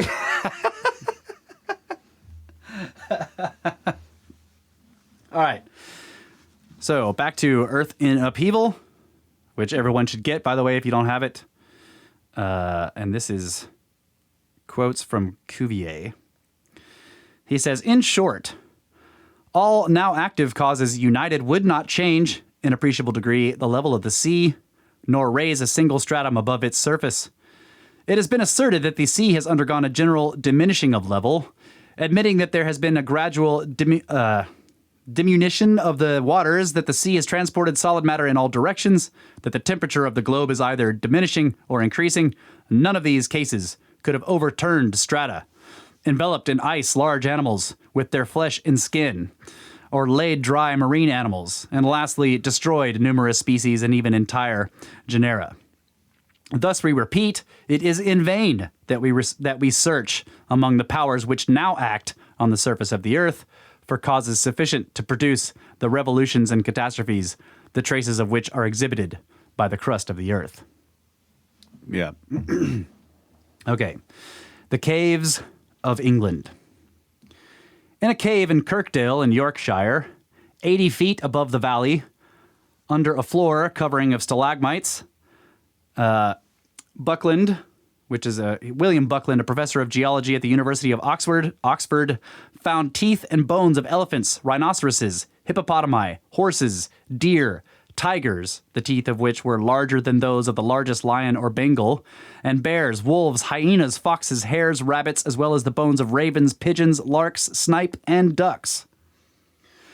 Many of the animals had died, quote, before the first set or milk teeth had been shed, unquote. So they were young. Yeah. Certain scholars prior to Buckland had their own explanation for the provenance of elephant bones in the soils of England, and to them Buckland referred, quote, the idea, which long prevailed, was considered satisfactory by the antiquaries or archaeologists of the last century, was that they were the remains of elephants imported by Romans. Wow. The Roman armies filled cracks and caves with bones of elephants. And birds and llamas and breakfast cereals and everything else. This idea is also refuted. First, by the anatomical facts of their belonging to an extinct species of this genus. Second, by their being unusually accompanied by the bones of rhinoceroses and hippopotamuses, animals which could never have been attached to Roman armies. Thirdly, by their being found dispersed over Siberia and North America in equal or even greater abundance than in those parts of Europe which were subjected to the Roman power, unquote. According to the prophecy of Isaiah in 11:6, in messianic times to come, the lion and the calf would pasture together. But even prophetic vision has not conceived of a reindeer from snow-covered Lapland and a hippopotamus from the tropical Congo River living together on the British Isles or in France. Yet they did leave their bones in the same mud of the same caves, together with bones of other animals in the strangest assortments. Okay. So now to aquatic graveyards. The Old Red Sandstone is regarded as one of the oldest strata with signs of extinct life in it. No animal life higher than fish is found there. Whatever the age of this formation, it carries the testimony and a wonderful record of violent death, falling at once not on few individuals but on entire tribes. In the late 30s of the last century, Hugh Miller made the Old Red Sandstone in Scotland the special subject of his investigations. He observed, quote, "The earth had already become a vast sepulchre, to a depth beneath the bed of the sea equal to at least twice the height of Ben Nevis over its surface," unquote. Ben Nevis in the Grampian Mountains is the highest peak in Great Britain, 4,406 feet high. The stratum of the Old Red Sandstone is twice that thick. I think it's sepulchre. Sepulchre. Yeah. Yeah, Maybe. probably right. That's how Graham says it. Sepulchre. Sepulchre. But he also says puma, so I don't know. Hey, I'll go with sepulchre, if I can remember it. In the red sandstone, an abundant aquatic fauna is embedded. The animals are in disturbed positions. At the period of the past when these formations were composed, some terrible catastrophe involved in sudden destruction of the fish of an area at least 100 miles from boundary to boundary, and perhaps much more. The same platform in Orkney as at Cromarty is strewed thick with remains, which exhibit unequivocally the marks of violent death.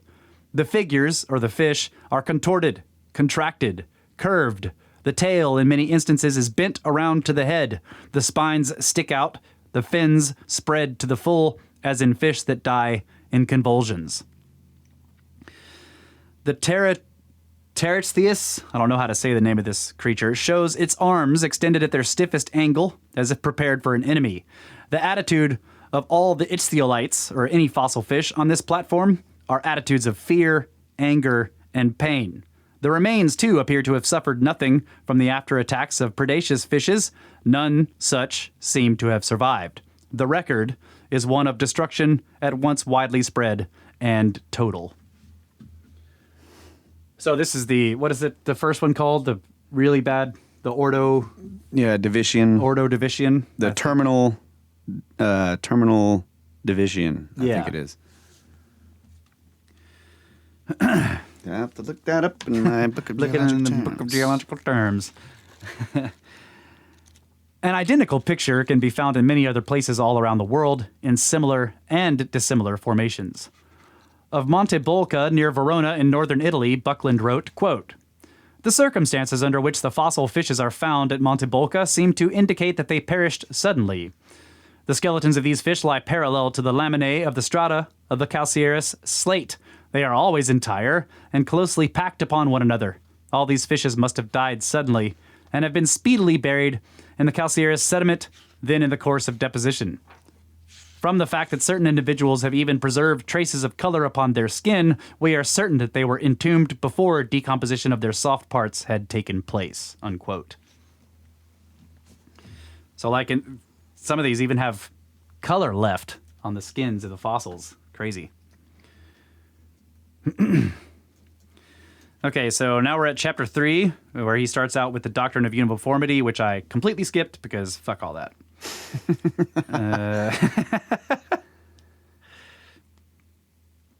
So now we're back to some caves here. The hippopotamus. In the Victorian cave near Settle in West Yorkshire, 1,450 feet above sea level, under 12 feet of clay deposit, containing some well-scratched boulders, were found numerous remains of the mammoth, rhinoceros, hippopotamus, bison, hyena, and other animals. In northern Wales, in the Vale of... it's all consonants. I don't know how to say it. Clwyd. Yeah. Sounds right. CLWYD is the name. In numerous caves, remains of the hippopotamus lay together with those of the mammoth, the rhinoceros, and the cave lion. In the cave of Cay Gwyn, in the valley, and in the Vale of Clwyd, during the excavations, it became clear that the bones had been greatly disturbed by water action. The floor of the cavern was, quote, covered afterwards by clays and sand containing foreign pebbles. This seemed to prove that the caverns, now 400 feet above sea level, must have been submerged subsequently to their occupation by the animals and by man. The contents of the cavern must have been dispersed by marine action during the Great Submergence in mid-glacial times and afterwards covered by marine sands, writes H. B. Woodward. Hippopotami not only traveled during the summer nights to England and Wales, but also climbed hills to die peacefully among other animals in the caves and the ice, approaching softly, tenderly spread little pebbles over the travelers resting in peace, and the land with its hills and caverns in slow lullaby movement sank below the level of the sea, and gentle streams caressed the dead bodies and covered them with rosy sand. This is him making fun of the uniformitarian idea.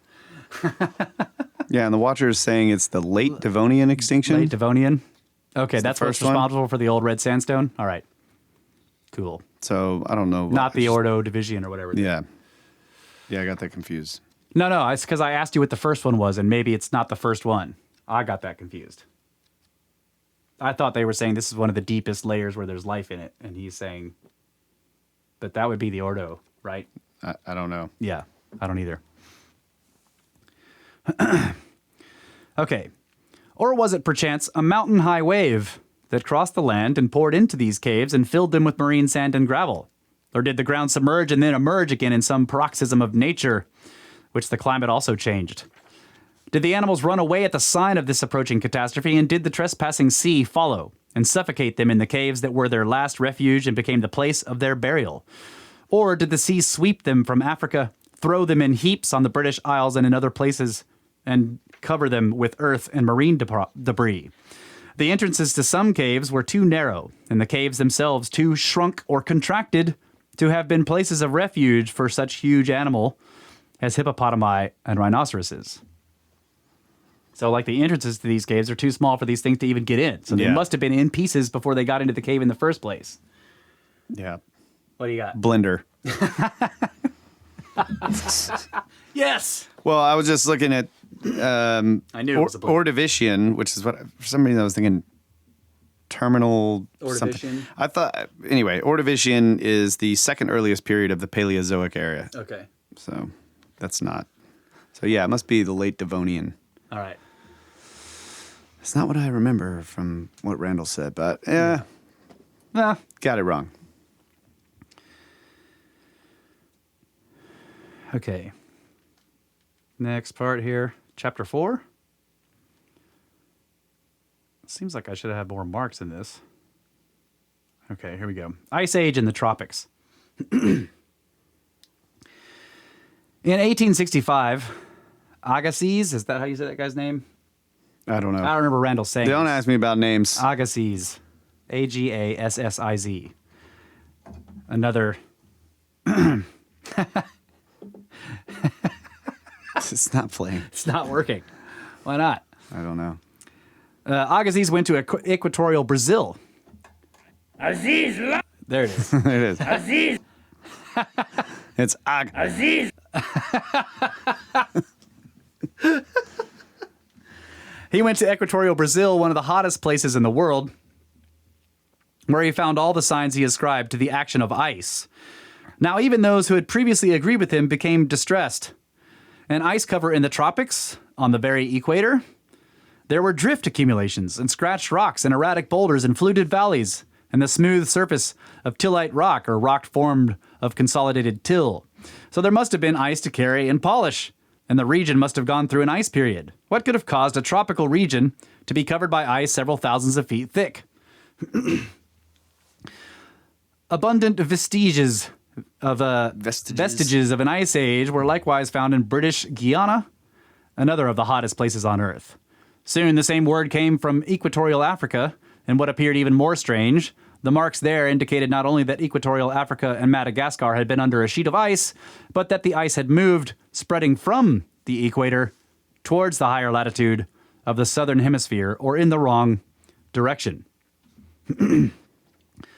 Then vestiges of an ice age were discovered in India, and there too the ice had moved from the equator, and not merely towards higher latitudes, but uphill from the lowland up the foothills of the Himalayas. So it seems like maybe I don't know, is it like they're looking at waves and thinking ice? Or is it from isostasy that the ice is actually going downhill instead of uphill? Yeah, it could be. And then later, isostatic movement makes it look like it went uphill. Yeah. But I feel like Mystery solved. I feel like Homo correctus over here. No, I appreciate it.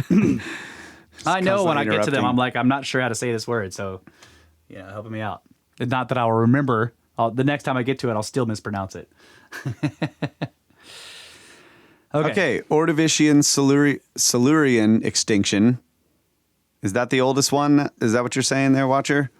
Yeah. 86% of life on Earth was wiped out. Right. Late Devonian extinction, then Permian Triassic, then Triassic Jurassic, then Cretaceous Paleogene.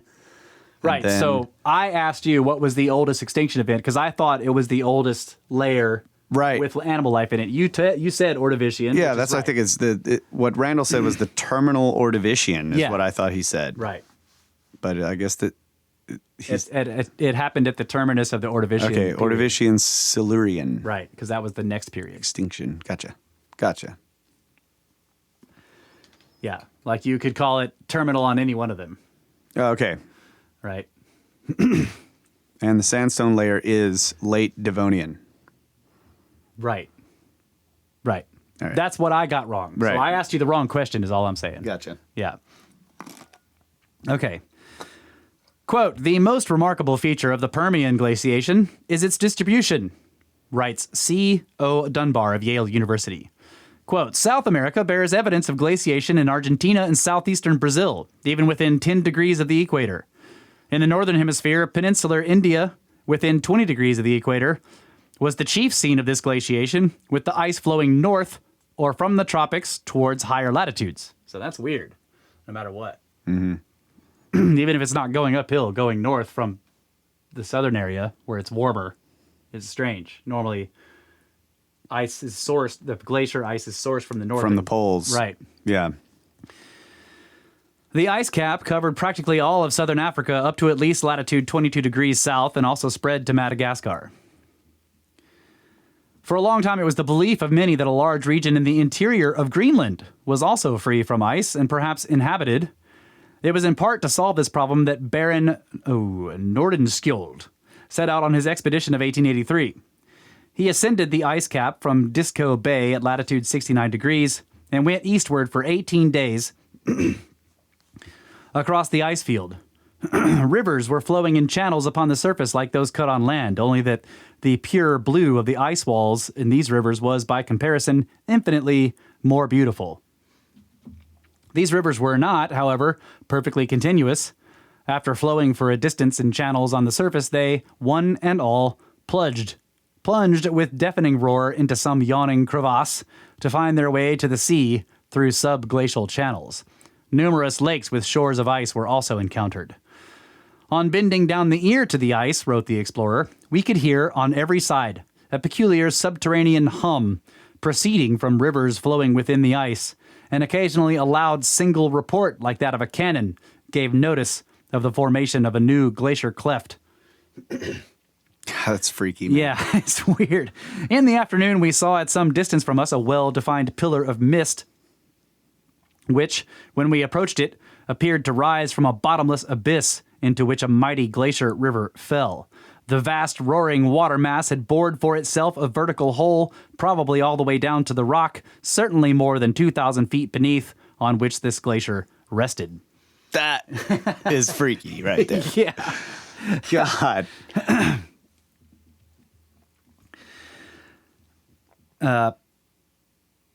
The Ice Age survived in Greenland.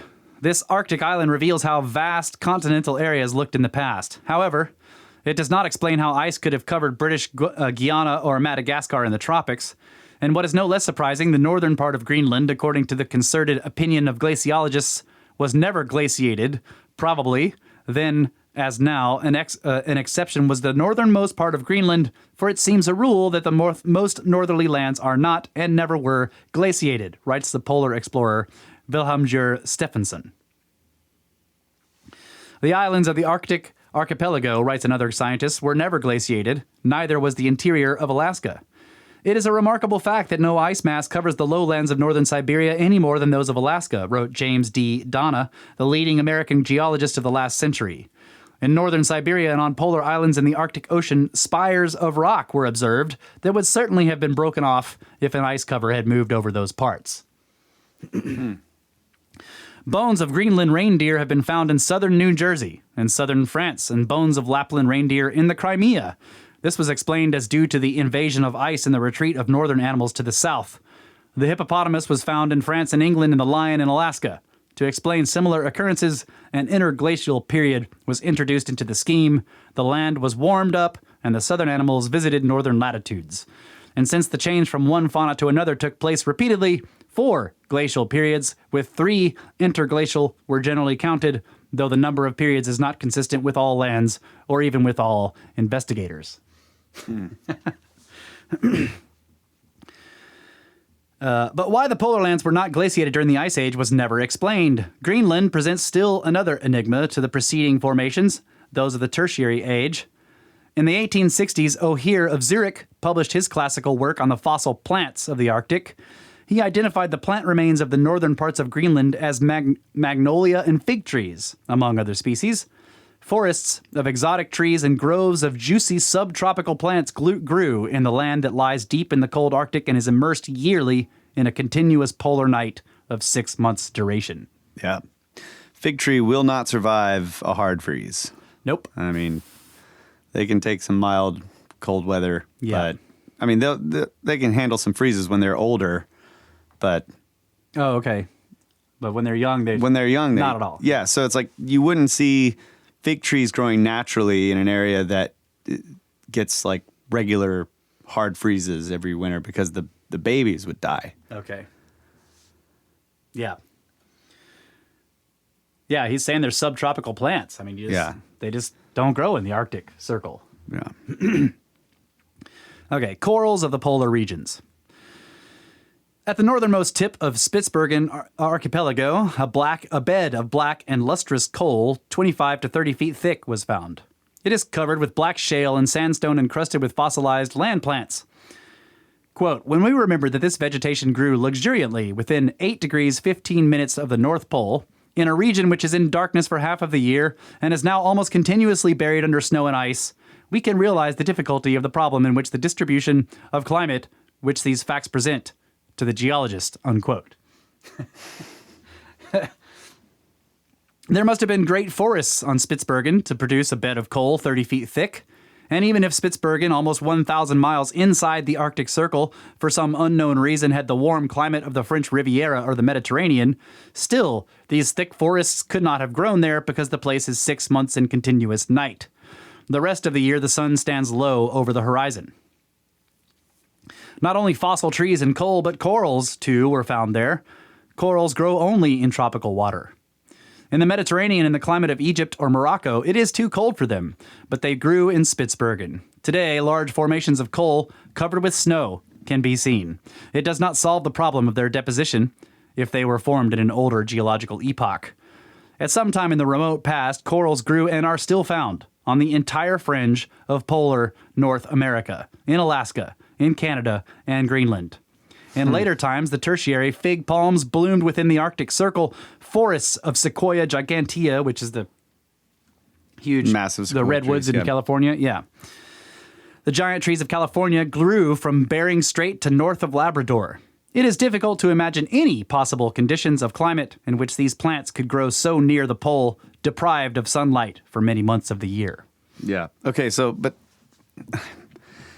doesn't this suggest that they're, like, I'm thinking of the Pierre Reese map with the, the ice-free coastline of Antarctica, and the idea that the South Pole was ice-free at some point, right? Right. And typically like the Orontius Phineas map and other ones show even more ice-free, Typically people say, oh, that's, it can't happen, right, at the poles. But what if it could? I mean, like, you could imagine some kind of weird regime where the currents and the wind currents and the ocean currents and everything were such that for a period of time, it did free up the ice. Like, especially when you consider volcanic activity, huge cloud cover was just like a constant blanket over the whole planet. Yeah. And if the ocean currents were right, too, it would bring warm water down there, and that would help a lot as well. But the problem is the light, right?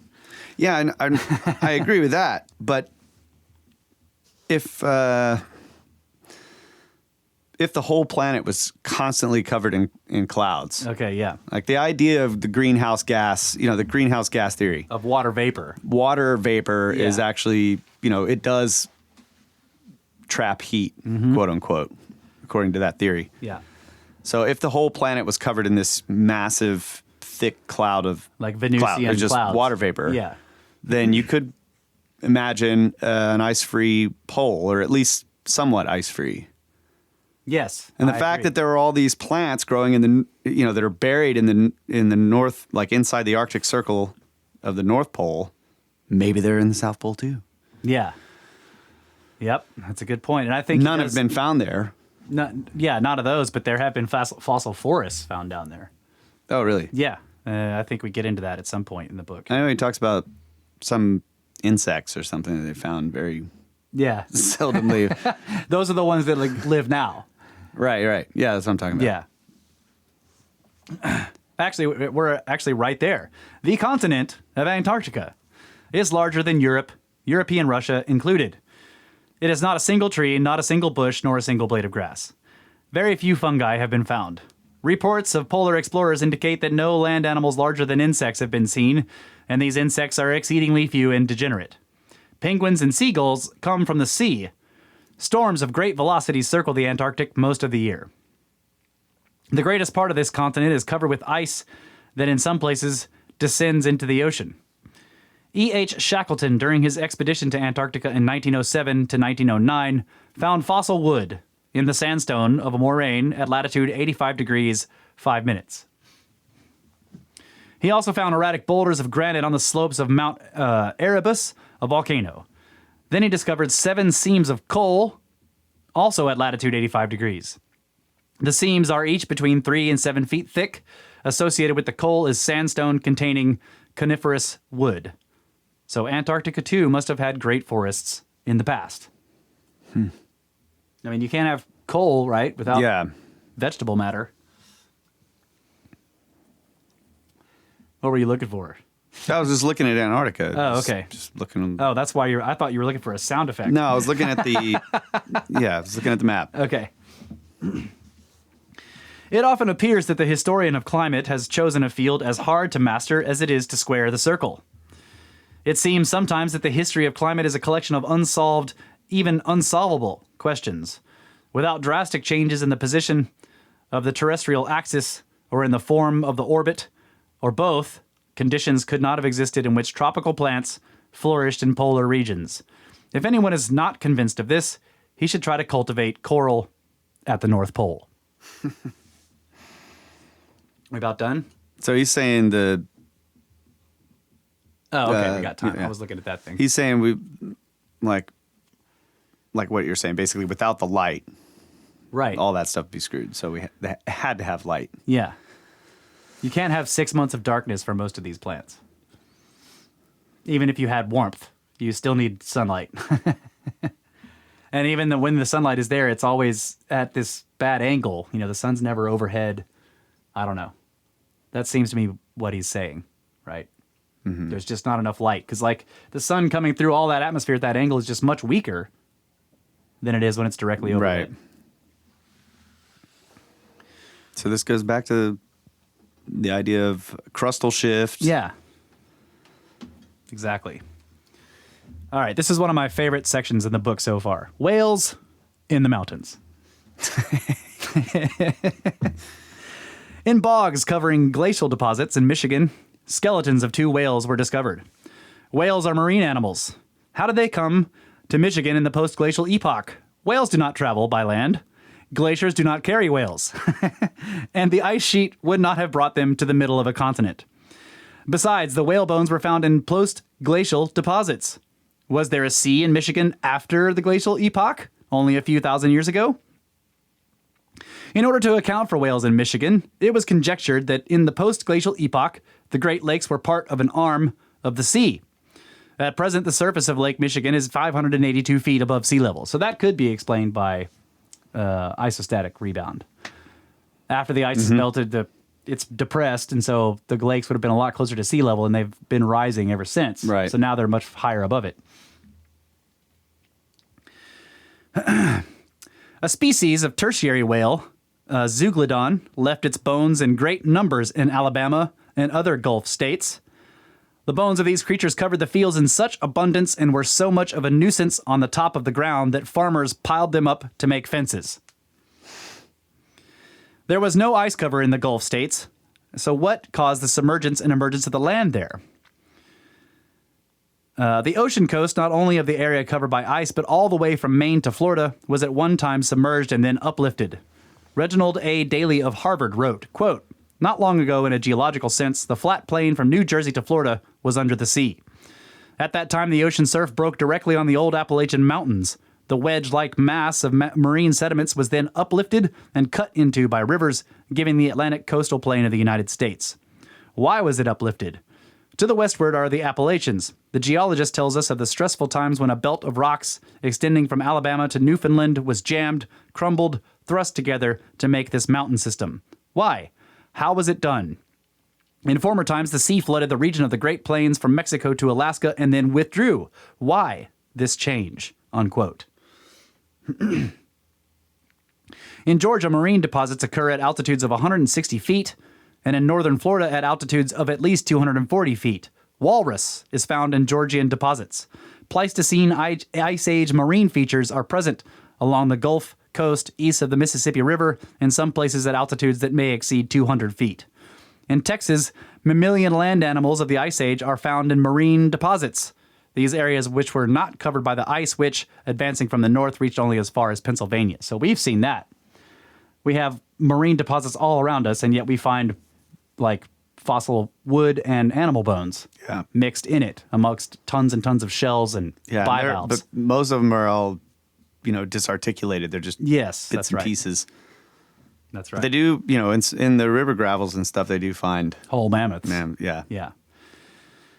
But I want to go back to this pole shift idea. Okay. What I was thinking about is the way you could have these poles having forests and stuff growing on them is if the tilt of the planet was, say, just vertical, perfect, 90 degrees. Yeah. Right? Perpendicular to the orbit of the sun. Right. So no seasons unless you move north or south. Right.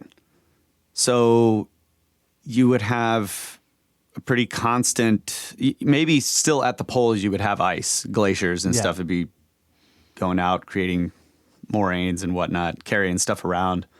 But you could imagine that in Antarctica you'd have ice-free coasts. Right. Yeah, you could imagine and that. Forests and all that kind of stuff. And then if we got hit, we got an impactor that was big enough, wiped all this stuff out, and actually caused the wobble. Yeah, and the tilt. Yeah.